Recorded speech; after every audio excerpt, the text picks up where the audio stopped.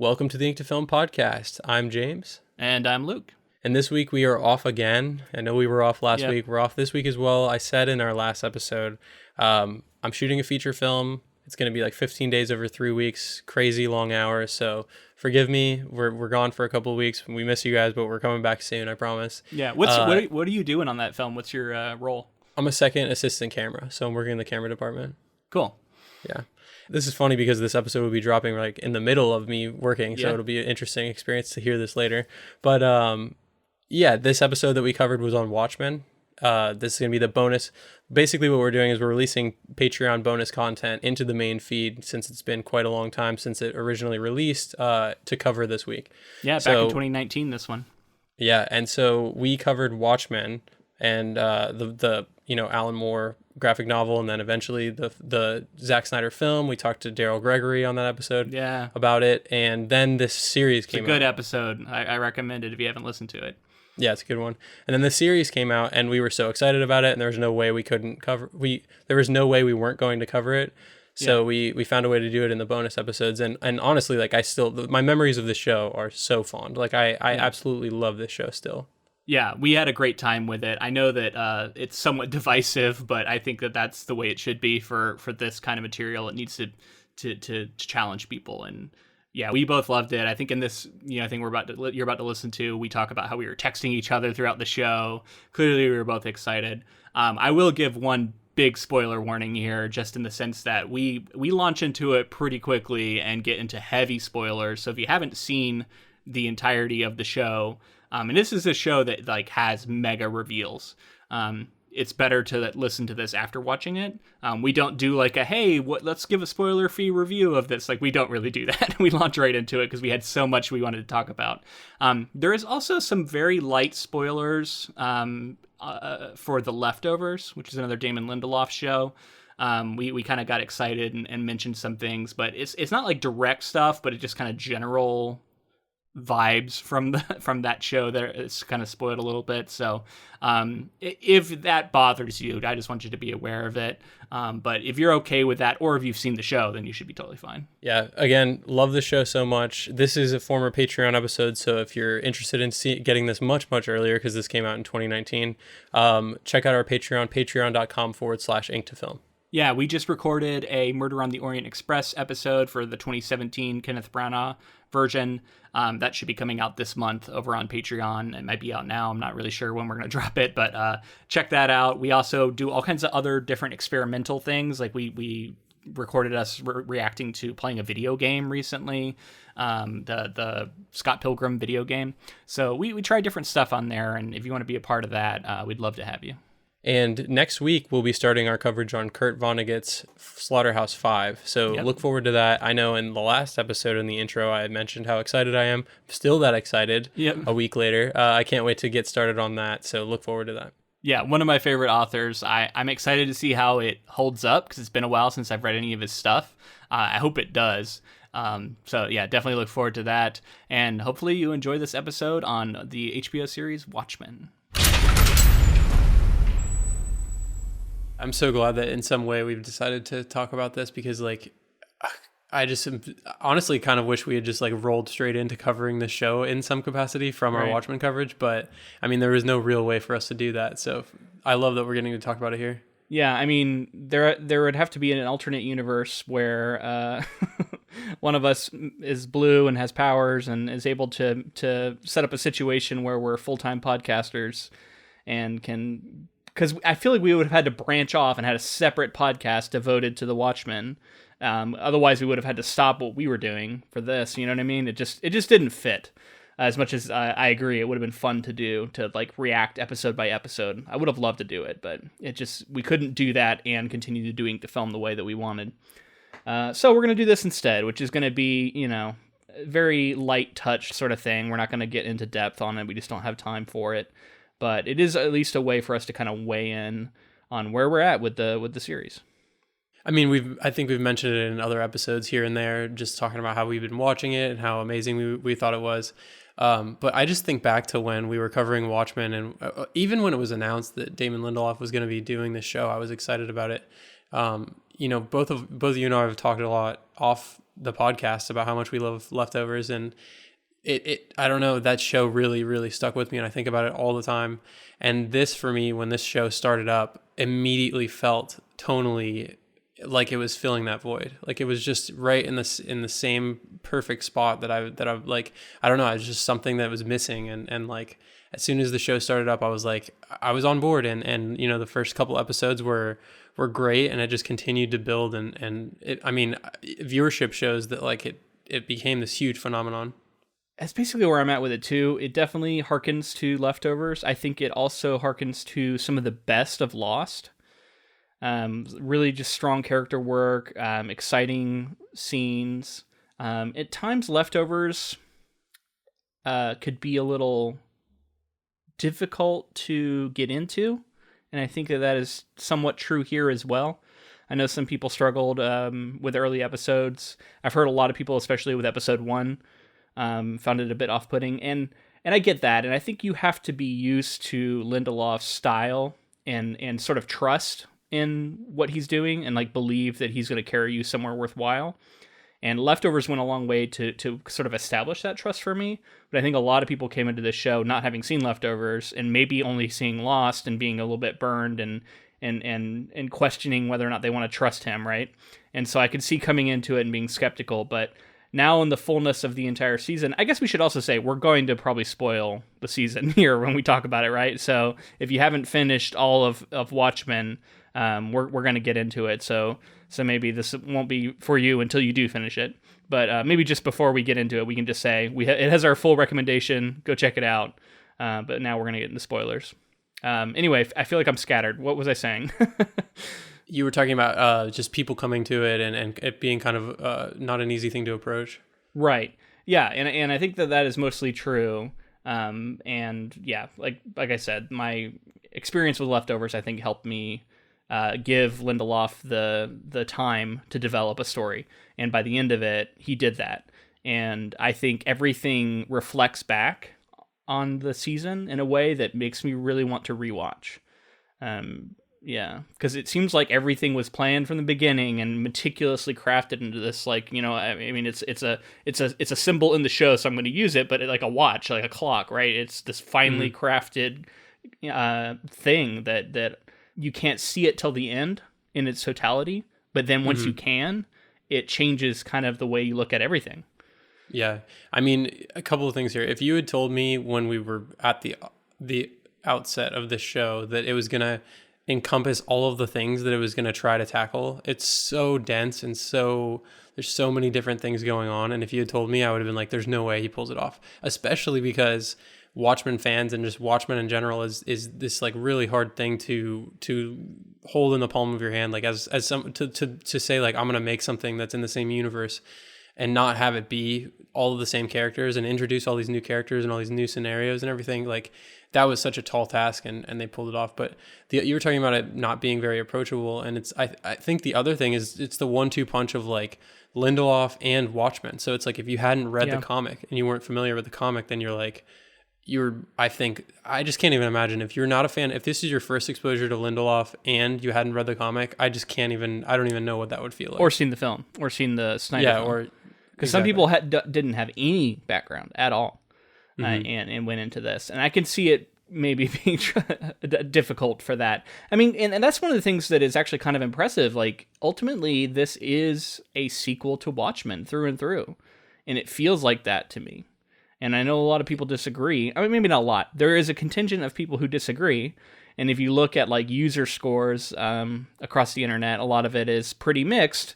And it seems to me that this is one of those hot button shows that has angered white supremacists across the board who have taken to the internet to downvote, to give it low ratings, and so on and so forth. So I don't know. What's your thoughts on that stuff? I just like it's going to happen in this day and age, and specifically, like, I think the main essence of Watchmen that Damon Lindelof was able to boil down to with this story is just like it Watchmen was timely. Like the main thing was that the political landscape, the things that were going on, the things that were present in people's minds, it tackled those things, and it's difficult subjects and approached them from different perspectives that you maybe weren't expecting.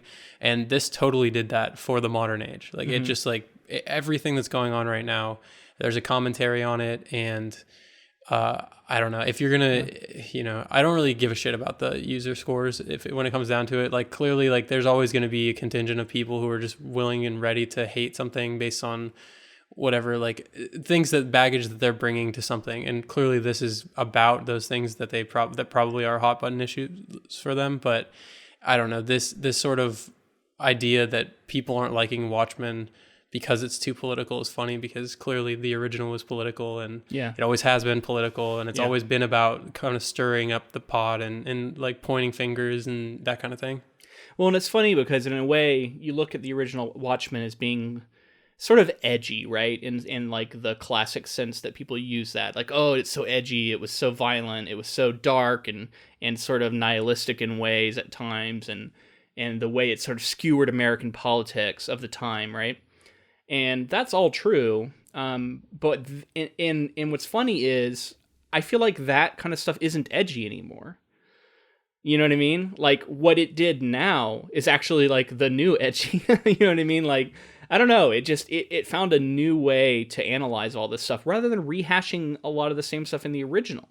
And I think that's where it angered people, like that contingent of people. But, by design, I think it was supposed to piss off those people. Yeah, I like what you said there, because I think in this day and age, it's crazy to think that making something that's like uniquely a certain voice and not broadly appealing is like the risky play. Yeah, this is the anti-blockbuster, man. Think about all, so many blockbuster films and stuff nowadays.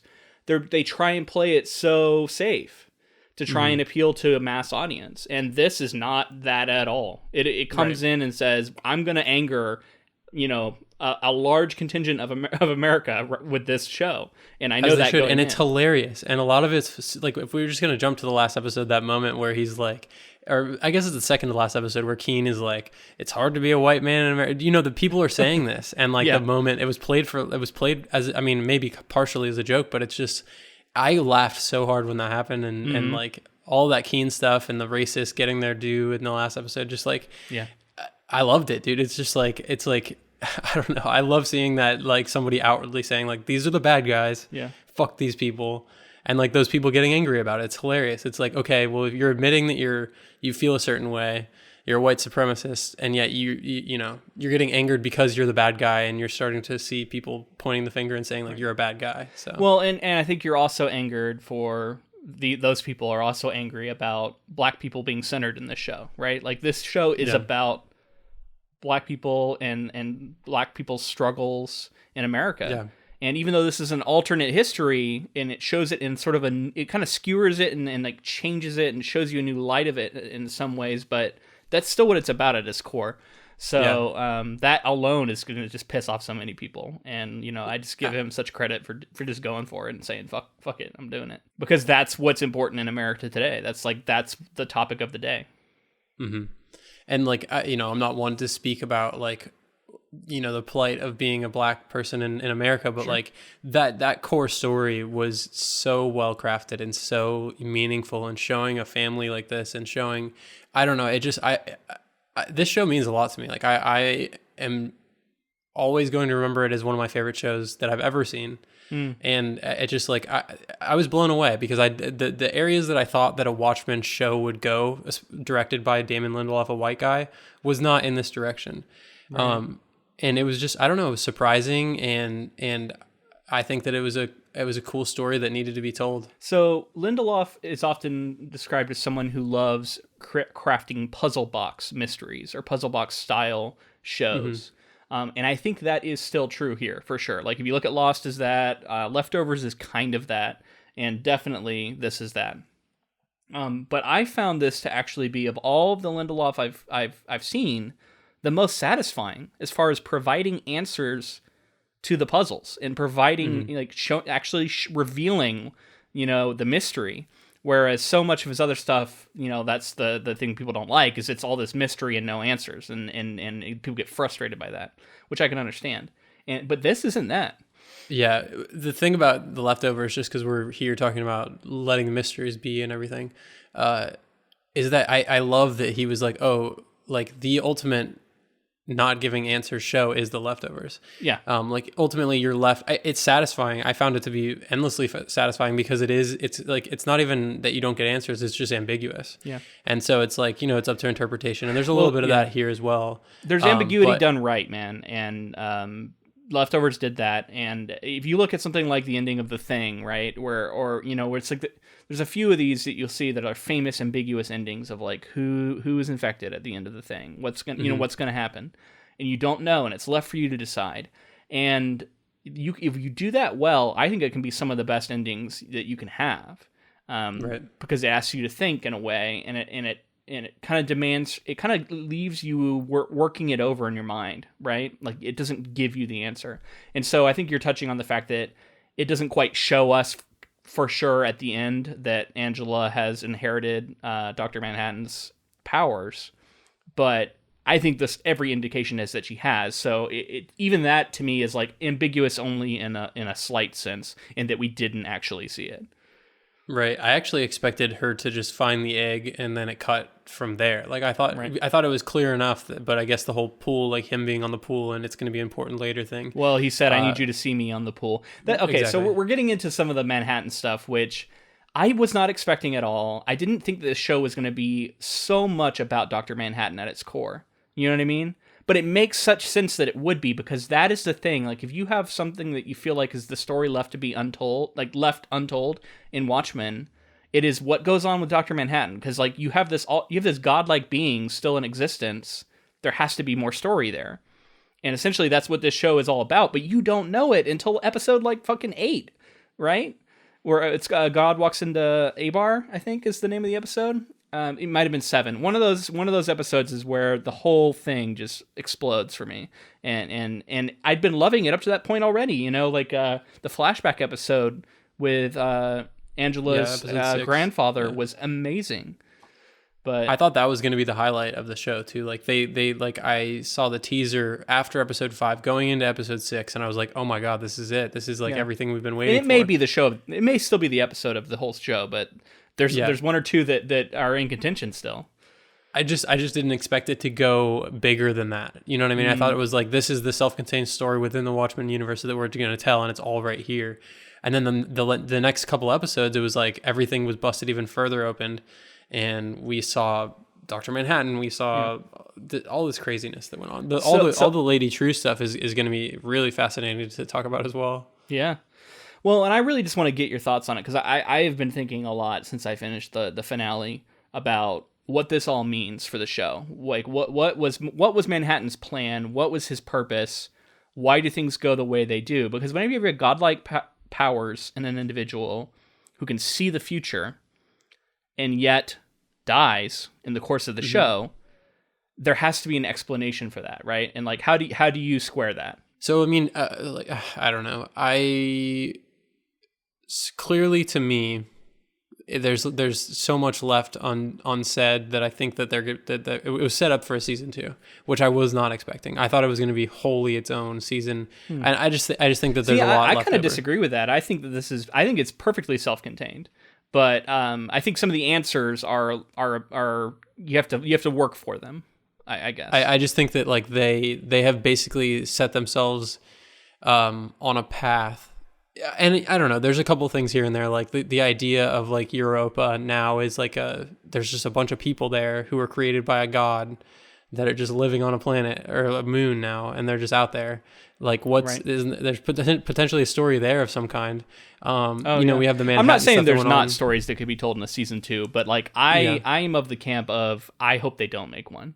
I kind of felt the same way. I hope that this is left, because I think that it is beautifully self-contained and it doesn't need a season 2 personally.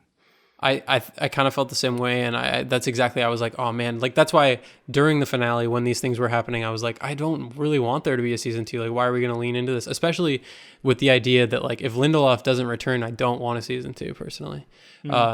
So anyway, but the other things are like, I think very clearly the Manhattan dying stuff is interesting because a couple of things.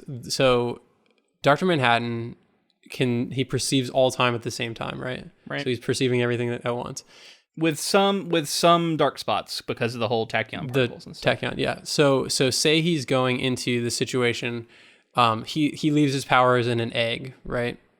How did he know to leave his powers in an egg if he can't see beyond because he's dead? Like, how could he have known that Angela would eventually find the egg? He wouldn't have. He would have just been guessing that these things would have aligned perfectly because he's dead. So he wouldn't have been able to see past it. So my whole thing about it is, like, Dr. Manhattan is not dead. I think that maybe he was able to imbue his powers to Angela as well as potentially be around still, or I'm not really 100% on how it could all go down, but like the first thing he learned how to do was reconstitute himself. And when Adrian Veidt tried to kill him by doing the same thing that created him, it didn't kill him. Right. So, and like we saw him become like whatever energy or something like that was in this ball, this like globe thing that was floating over top of him at the end of the show, and that thing was destroyed. So who's to say like he wasn't released and he can't reconstitute eventually? I don't know. There's a lot left, I think, but I'm not fully convinced. And like at the end of the day, if it's the story they want to tell that he is gone, like cool, like just go for it and do whatever story you want to. But I feel like it's kind of there's enough there to think potentially he's not gone. Okay. So I had a different take. Let me try and outline my take on the Manhattan stuff. So I believe that this story is at its core about Manhattan wanting to die. I think he has to desire death in order to go through with the things that he does. I think this whole story is about not only wanting to die, but also wanting to pass on his powers to someone that he thinks is more deserving of them. And or more like empathetic and like, yeah, and like someone I think who can... he recognizes that he was unable to do enough good with them because of the way he distanced himself. He also admits that he made mistakes with Vietnam and stuff, and so I think he doesn't forgive himself for some of that. Mm-hmm. And I think the entirety of what happened, from the moment he sits down across from Angela, he knows he wants it to happen that way. And he comes it to her, but he also wants her to freely choose it, because of what he says. What actually I think it's Ozymandias says later about like anyone who wants to be a god needs to be stopped at all costs from becoming one. Right. And when he's talking about his daughter, and I think that actually is the message here, because he knows that he could give his powers to someone else. He believes that someone else should have them, but he also believes that anyone who wants them shouldn't have them. And so he chooses Angela, makes her, doesn't make her. He invites her to freely choose to come on to this, but he also kind of knows she will because of the way time is, right? This is funny because this is very Arrival too, right? But this is crazy because how does he know? Because of the way time works, because he's gone. Like there's a couple of things with the tachyon stuff that I want to ask you about after you finish up. Okay, well, so what he knows is that it will end in tragedy. That tragedy is his own death, but he doesn't reveal it. But he knows that that's what it is. So what he does, I think, about when you're talking about like how does he know she'll actually use it? I don't think he does. I think he knows up till the point he dies. Yet he also is setting up a scenario where he believes that she will, after he is gone, right? Like he believes that he says, you need to give her this message. You need to see me standing on the water. Like he's doing all these things because he thinks that if he does all these things, then she's likely. But I think he has to let go of knowing everything in that moment. I think he has to sort of have faith that she will do it. Right. I mean, I like that take. I think that's my take. And so I think that it's all about him wanting to pass it on. And like, I think her grandfather, Angela's grandfather, says it too. He says, when she says something about like he was a great man after he dies, and he did so much or whatever, and I think her grandfather says he could have done more. And I think that's also the key there, right? Like he as much as he did, he didn't do everything that he could have. And the implication is that Angela will. So I think ultimately this is a show about the creation of a new god who's going to set right the world. And if you talk about just like the insane stakes to put into a show, that's what we have here, right? Like that's what the show's about, and that's wild. That is Leftovers level stuff, right? Like that's existence. That's like, what it means to be alive and divinity. Like what is the essence of divinity and what does it mean and all this stuff. And it's it's all wrapped up in the show. And I wouldn't have thought that there'd be so much carryover between the two, but there actually is. Right. So much to talk about. I feel like we're really not going to be able to talk about all of the things we want to talk about. Okay. But really quickly, I want to talk about the tachyon stuff because I find it to be really. I think with the addition of this story, it becomes muddy. So Manhattan couldn't see the Vite stuff in the comic. He couldn't see the whatever's going on at his base because of the tachyon interference, right? Right. So does that mean that he can see beyond that instance? What do you Can mean? he see beyond the tachyon? So there's the interference. He perceives all time at once. So he can see everything other than these like few blind spots, basically, right? Right. I guess my question is, how would he not know the mistakes he would make before he makes them and not change them? Do you see what I'm saying? So, like, how could he not have known that he has regret? The same thing. This is the same thing we were dealing with in Arrival. Because just because you can perceive the mistakes you're going to make doesn't mean that you aren't going to make them. He even says this conversation with Angela, right? Mm-hmm. And it's this weird thing where it's like, if you think of fate as being written, it's like once you perceive it and you know that it's going to happen, if you are truly unable to change the course of time, like it's going to happen no matter what. Like you can't stop it. Does that make sense? So it's like we talked about in Arrival. Like he's sort of playing out his entire existence at one moment. And we don't perceive existence this way, like us humans, and so it's very hard. And that's why it's so impressive that you're able to craft a story this way, because it's very hard to perceive. And that's the way that Arrival's crafted too. Yeah, I guess the main thing then is that, like, you say, like, oh, he didn't do enough, but it was always predetermined that he wouldn't. So, like, he couldn't have changed any of the events anyway. So what is it? Like, at the end of the day... maybe it's a personal failing then. Like, he's not the person to do what needs to be done, and he recognizes that. Yeah. We got to move on to something else, though. I want to talk about the performances, specifically Regina King. Yeah. Incredible. I hope Amazing. she gets all the Emmys. I hope she gets so everything. good in Leftovers and so good here. Yeah. Amazing. Just in every way, she killed it. I mean, another person to shout out, Yahya Abdul-Mateen was Cal and Dr. Manhattan.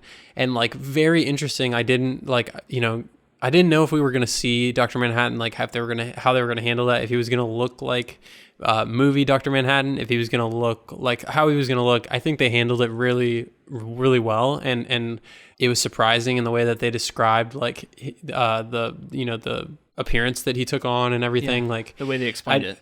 The way they explained it was very cool.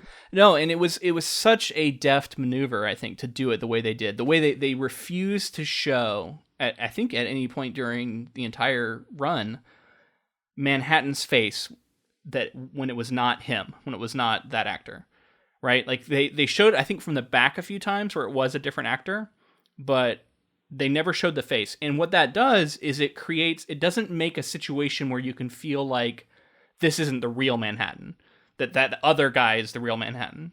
It never allows you to feel that way. And I love that decision. Yeah.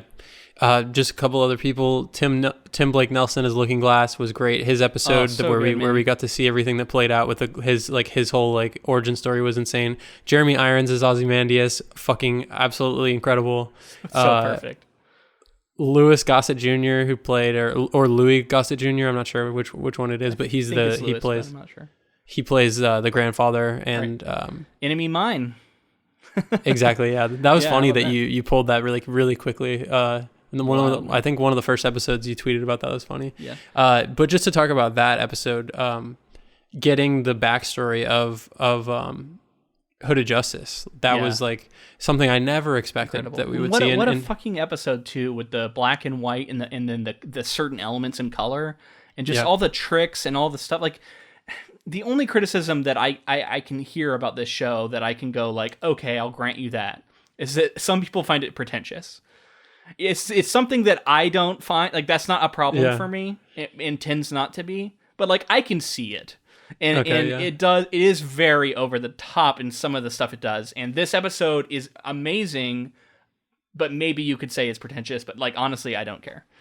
Like I don't know, man. We're at such a high level of filmmaking that it's just like I don't know. How can you be pretentious while you're I don't know. I guess I understand what you're saying, but I don't see it that way. And I'm not saying I do. It's just something I've seen. Right. You know? There's a technique, speaking of filmmaking, that's used a lot in this whole show, and I wonder if you ever picked up on it, but it's that sort of like it's this split view, split focus view, where you're able to, where you have like an object in the foreground and in the background that are both in focus at the same time, but it leaves everything else sort of like in a shallow depth of field. Do you know what I'm talking about? So for instance, I mean, I'm like sure if you showed it to me, I would see it. But you would absolutely 100% see it. But so they do it constantly, and basically it's like there's an object of importance, and then like a person or two people or something like that. And what you're doing is you're getting like you're getting two different depths of field simultaneously, or simultaneously. And the way that they achieve this is they use a specific like diopter basically, and it's like if you had a full lens, it's a full 360 circle. And what they do is they hook something onto the front of the lens that's 180 degrees of another lens basically. And so half of the lens is seeing one depth of field, and half of it, because of that specific lens that's put on front, is seeing a different depth of field, and it creates this insane it's absolutely incredible. And I just like, I kept seeing, first of all, I noticed it, and then I looked into it and researched it, and I'm just blown away by the use of it. And it's this really cool thing, and they do a really great job of hiding the seam, because there's a small seam that splits the two depths of field, and it just like, they did it constantly throughout the show, and it's just like this little technique that I thought was like the coolest thing ever. That's crazy, man. I never would have thought of that. That's awesome. I love to hear it. I want to touch back on Looking Glass, because I think early on I texted you about how I thought he was this show's version of Rorschach. Right. And I felt that way throughout, and I was so happy when at the end of the show he literally dons the Rorschach mask. I don't know if you like thought of that, but like definitely. It comes full circle, and he is Rorschach. And then the things he does at the end with Ozymandias, once again, not letting him get away with what he did, and refusing. He kind of takes up where Rorschach left off. Like, that's what Rorschach wanted. Definitely. And so to me, that totally redeemed, because a lot of people got upset with like the way Rorschach's legacy was dealt with here, right? And that it was all this white supremacist, and like what happened to Rorschach was such a great character, and like he's totally just written off here. And I think you have to look deeper than that, and you have to look at Looking Glass, that character, because I really believe that was Damon Lindelof's homage to what Rorschach was as a character in the original comic, and I loved it. Yeah, absolutely. I think, I think it's definitely there to be looked at. A couple of things to rattle off real quick. Jean Smart as Agent Blake. Amazing, man, so having her in the show. The way she was, the comedian nature of that character, right? Like the way it harkens back to the comedian is just so good. It's so good. And then, you know, we get like, and another little lingering thing for season 2 is I think we could see like an Ozymandias locked up in jail nearby potentially a certain owl that's also supposed to be in jail. Oh yeah, that's right. So there was an indication that maybe that was the fate of the Night Owl, right? Right. So maybe another little that was something that struck me. I was like, okay, well, they're both going to be in jail. I wonder if they'll end up. I'll say it right here and now, man. If there is a season 2, it needs to be Damon Lindelof, and he needs to take several years developing it. Yeah, or as long as if he thinks he's got it, like go for it. But I just like let him have his time, let him make whatever he wants to craft. Yeah, no, do not put him on a timeline. HBO don't come to him and say we want season 2 to premiere next year on next September or something. Yeah. Don't do that. You will ruin it. Yep. First off, and then second off, yeah, it has to be him. If he passes this show off to somebody else, like I'll probably still check it out, but I will go in with my expectations like halved. You know what I mean? Whereas if it's him, I'll go in expecting brilliance again. But I again feel like this story is ultimately reached its conclusion, because I think with Angela becoming the new Dr. Manhattan, I think that, I don't know, maybe there is a story to be told with another, because whenever you have like an all-powerful being loose in the world, it seems like that's too much to contend with, but Watchmen has always contended with that. That's right. What Dr. Manhattan was in the original comics. So maybe there is a story to be told about her and her struggle to try and do the things that she believes need to be done, and the forces arrayed against her, and maybe the struggle that she could potentially encounter being like Manhattan and being able to perceive time as he does, or as he did. When she hits that, will she also start to get like cold and start feeling disconnected from humanity? That's exactly what I was going to say. There's something there. There's something very interestingly narratively that you could jump into with her losing her humanity, even though Manhattan saw her as someone who could potentially, connect with humanity a little more and use her powers for something greater I don't than he know, ever but it's did. like, oh, is that a story that needs to be told though? I don't know. Or because right now we're leaving her. She's the savior, right? Like she's the second coming. I think the world would do really great to see a character like her as God. You know what I mean? True. I think that's like cool. Something that I think people would respond well to. I don't know. Like I said, I don't necessarily want a season 2. Like I've said, it's got to be very specific circumstances. Yeah. But I could be I could be wrong. And you know what I mean? Yeah. I will grant that because I felt that way. I feel that way about stuff sometimes, and then the second sequel comes out or the second season comes out, and I'm like, oh my god, it's amazing, it's better, and it's like it can happen, and if it's in the right hands, it certainly could happen. But is there any other stuff we want to talk about, like in the nitty gritties here? Really briefly about the Lady True Ozymandias stuff and like all the craziness that we went through on it was Europa kind of a mindfuck with the timeline for sure. Yeah. I kind of picked out the sort of like nature of the timeline. Yeah. You did. But you texted me about that early on, and I hadn't really thought about that. But I wasn't like totally obviously correct. I had no idea that the Lady True stuff came out of nowhere for me. Oh, so I wanted to ask you. Speaking of one of the outstanding like questions I had that maybe has a simple answer. But we see Lady True when we first meet her. She goes to this farmhouse and she negotiates the land ownership so that she can have whatever lands in that field, I guess. Right. Is that just the returning spaceship with Ozymandias aboard it? Yeah, I think so. Because nothing else really makes sense to me. Because I was trying to figure out what that was. And why couldn't she just have it land somewhere else? Like, why did it have to land there? Oh, I don't know. That's a good question. But I would say that, like, her whole plan is basically laid bare now. I think if you rewatch it, you can see it. Like, she has the statue of Ozymandias in her office. Yeah. And I think he's still solidified in there. Mm-hmm. Up until she thaws him in order to like show that she's accomplished more than he has, and she just wants to lord it over him, which is her. So that's her hubris coming to get her, right? Coming to bite her. I mean, I knew Lady True was going to be bad. Whenever you have what was he? She's a trillionaire, the world's first trillionaire, and you're like, oh my god. Well, I just didn't. I don't know. I didn't know what to make of her. I wasn't going to jump to any conclusions, but I clearly felt like the buying the land and like forcing the people to do what she wanted definitely seemed bad. It seems something like from the jump. I'm like, this is a villain through and through. She was so like when she was negotiating with that family about their like cloned child she had made and all this stuff. Yeah. Like that's some like serial killer level shit. She definitely embodies the idea of someone who's like a psychopath rising to power and like within a company, right? Because I think she has to be to do the things she does. Yeah. Well, and like it's so funny because like who knows where she would have ended up if probably down the same path, but if Ozymandias hadn't fully shunned her, like who knows what she would have accomplished instead, because he was like, do it on your own. And she is another Ozymandias character, right? Because Ozymandias is ultimately the secret villain of the comics. He's the one who, and he's a secret villain, but like in quotations, because he kills millions of people, but yet averts nuclear apocalypse. And that's his way he defends it, right? At least, but he is a villain ultimately. But I would say Lady True kills all those racists, so like kind of net. What do we net? Like somewhere like neutral. Honestly, it seems like what she was gonna do was averted. Like, what would she have done if she actually got the power? You know what I mean? Like, I feel like we would have seen genocide on a large scale. It's the main reason why Ozymandias was talking about anyone who wants to be a god shouldn't be. Her becoming a god would not have been ideal for anyone other than herself.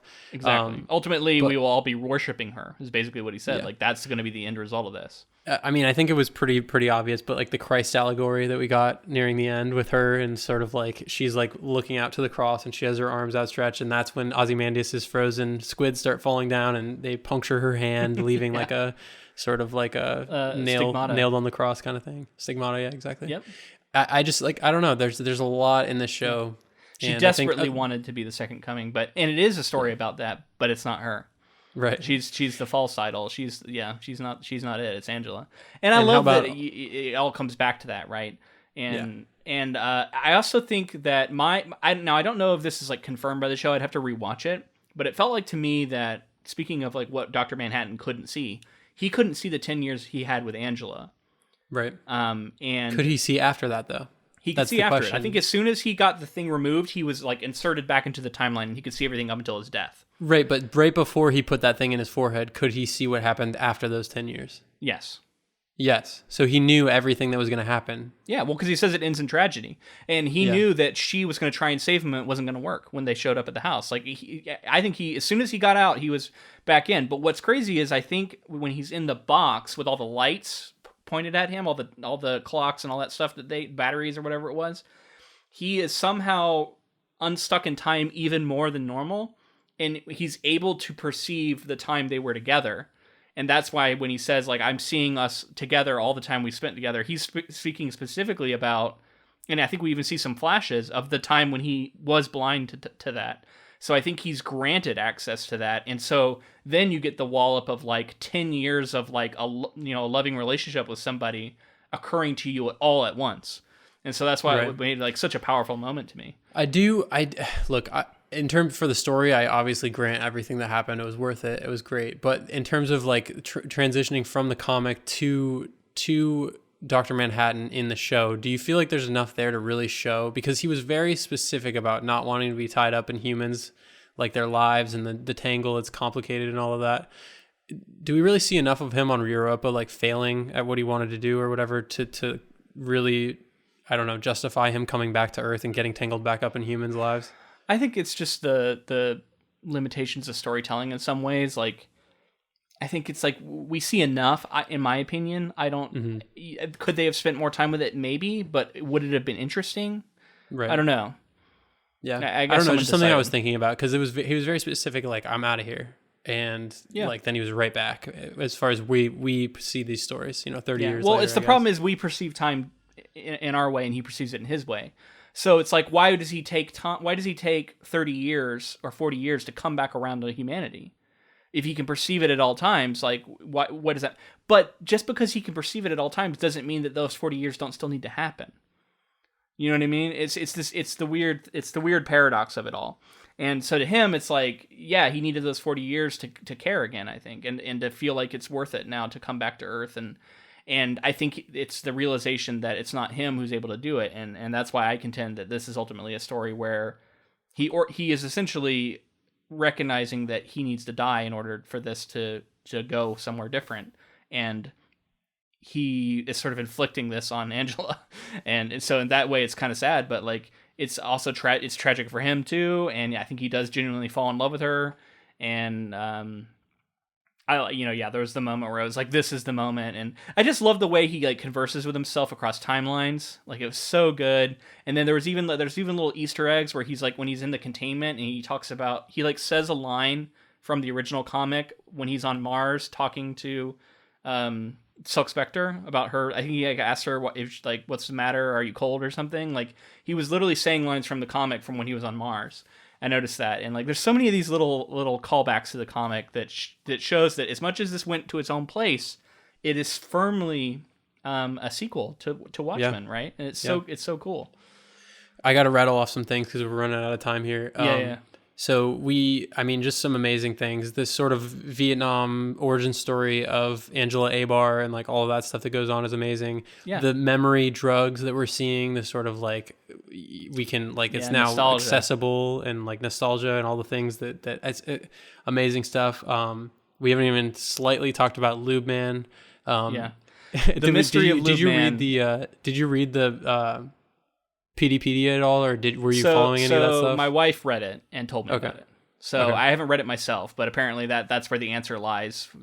Basically saying that he was Lube Man, without saying it, I guess. Or like, I guess he was kicked off the force or something like that. But it's clear that he is. But that's something I wanted to ask you really quickly. This sort of because I could not stop myself from seeking out other people's theories, from seeking out the PDpedia. I was all over everything. I was consuming everything I possibly could. And some people were right. Like, there were times that I was like, nah, bullshit, that's not going to happen. And like, people nailed it. Which just goes to show like how unbelievably like hive-minded the internet can be. If they come together, they can figure anything out. The internet hive mind can figure out a lot of shit. Yeah. And like, there were times like I would see something and be like, nah, probably not. And then like 5 or 6 episodes later, I'd be like, remember that thing I read? That seems like it might be on its way to being right. Yeah. I mean, it's crazy. I mean, and yeah, the internet's ability to do that is astounding. That's one of the reasons why I actually sometimes don't like getting into a lot of theory crafting. I think Game of Thrones is a clear example of how that can go wrong and how that can bite you. We'll see what happens in the books, but like clearly a lot of the fan theories, the way the creators reacted and like interacted with the theories, that's where it gets really bad. Like if the creator is basing things off of the internet and not the other way around. This at least was clearly fully written before episode 1 came out. And so it wasn't being affected by theory crafting, right? But I think it also shows there's something positive that comes out of all that, because like as I consumed all this stuff. I didn't believe everything I read. I made my own theories and pieced things together. But at the end of the day, like it's really in showing that like the pieces and the clues were there in such a well-crafted story that like it was so tightly wound. Like you made the clock metaphor, but like it's so tight. Everything's there. Everything has been plotted. Everything's been set up. And it's just whether or not you pick up on these little weird things, can you start to put the puzzle together? And like you say, it might be very puzzle boxy, but I don't know. Sometimes I don't think every story should be puzzle boxy, but I think Lindelof does it to probably the best that anybody does. Well, and that's the thing, man. If I agree, not every story should be that. Not every story should be any one thing ever. But if you are incredibly talented at doing that, we were just talking about Dr. Seuss on our primary episode, which may or may not be out yet when you listen to this. We were talking about like he's really good at this one thing and he did it over and over again. And I think there's something admirable about that. And I think Lindelof is great at this kind of story. And he's doing different versions of it, but he's still like he's playing within what he's good at. And play to your strengths, man. I think that there's nothing wrong with that. It doesn't feel stale though. Like I would say that it's like, even though he's in the same kind of realm, it's not in any way does it feel anything but fresh to me. It's such a high level of difficulty. You know, it's wild, and super impressive. And I mean, I feel like there's so much that we haven't even touched on. There's so much that I would want to talk about if we had more time, but I think that this is going to have to be it for our Watchmen bonus episode. Any last bits that you want to get in there while we're talking Watchmen? I wish there was like a little quote or something I could pull, but nothing ever ends. Yeah, I like seeing Keen in those Dr. Manhattan undies, the panties. That was really funny. I like, I want to clutch my Bubastis stuffed animal, and just go sleep and dream of this wonderful show. It was very fun, and I hope you have seen it if you're listening to all these spoilers, because we've just spoiled everything. But hopefully you enjoyed it as much as we did. I know that not everybody has, but we're full bore huge super fans of this show. I think it's safe to say. And I'm gonna be paying attention and watching whatever he does next, because to me, Damon Lindelof can do no wrong now. I'm so in. It's like he's like the TV version of Denis Villeneuve to me, right? Where it's like I'm in for whatever he does next. Anything, I'm in. Yep. All right, man. I think we're gonna have to wrap it here. Happy holidays, everybody. I assume this is gonna come out before Christmas, so Merry Christmas if you celebrate it. And we'll be seeing you again in 2020. All right, and until next time. Thanks for listening.